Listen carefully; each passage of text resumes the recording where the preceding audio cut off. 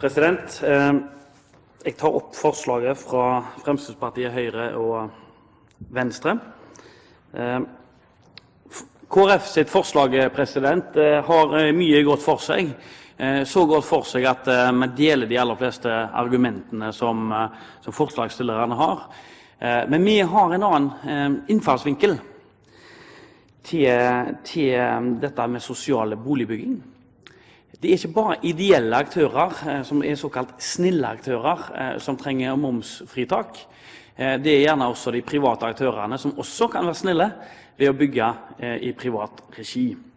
Det som har vært en svart februar i rettens saler for regjeringen, med at man har klart et kunststykke å tape 2 svære saker i Høyesterett på under en måned i løpet av noen uker, bør gjøre kanskje at Finansdepartementet lytter litt mer til både rederier og det maritime næringen. I dette tilfellet så er de nødt til å lytte til de som bygger boliger for vanskeligstilte mennesker.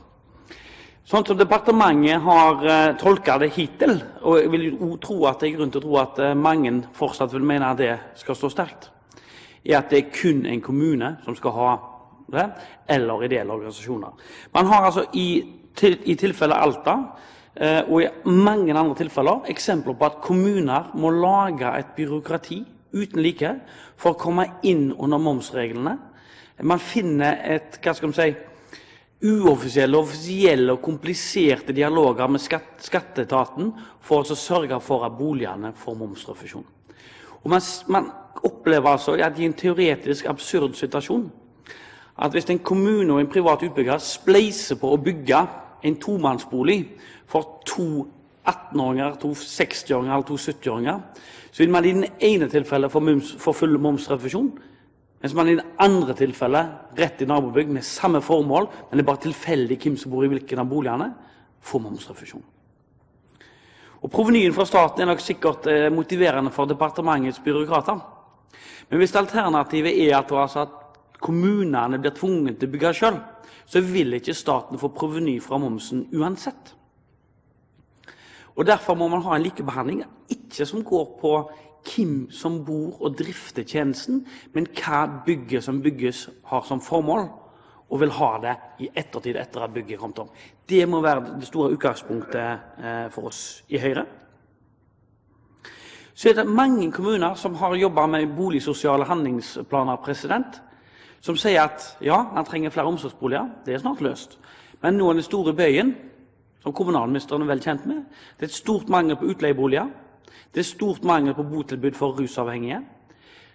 Kriminalomsorg i frihet rapporterer om at der trenger kommunene er veldig dårlige, det er de som akkurat kommer ut av fengsel for å finne seg en bolig.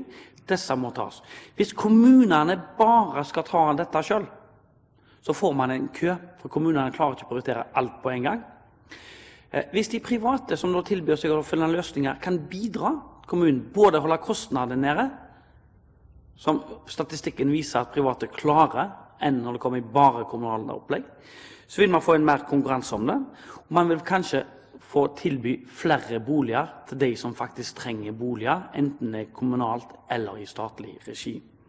Og dermed, president, har det vært utgangspunktet for det forslaget som Høyre, FrP og Venstre har samlet seg om, at vi ønsker en full likebehandling, men hvor det er formålet til boligen, og hvor kommunen bestemmer hvem som skal bo der, hvor lenge, og som også selvfølgelig må være en heftelse på eiendommen, at det må være også når vedkommende flytter ut, at formålet vedlikeholdes.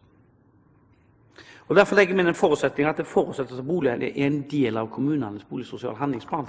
Og da, president, betyr det egentlig at det er likegyldig for det norske samfunn, og det er i hvert fall likegyldig for de som står i en boligkø, hvor momsrefusjon gjør gjerne at noen boliger ikke bygges. Men i noen tenkte tilfeller så bygges de allikevel, og de 25% høyere kostnadene som er i byggekostnadene da, de reflekteres da i husleier, som da gjerne noen kommuner og andre klarer å få inn på den statlige bostøtteordningen, så staten betaler anyway. Og det noe som vi kan bruke den saken som statsråden har varslet. Når man har tapt i Høyesterett nok en gang, kanskje man skal lytte til omgivelsene.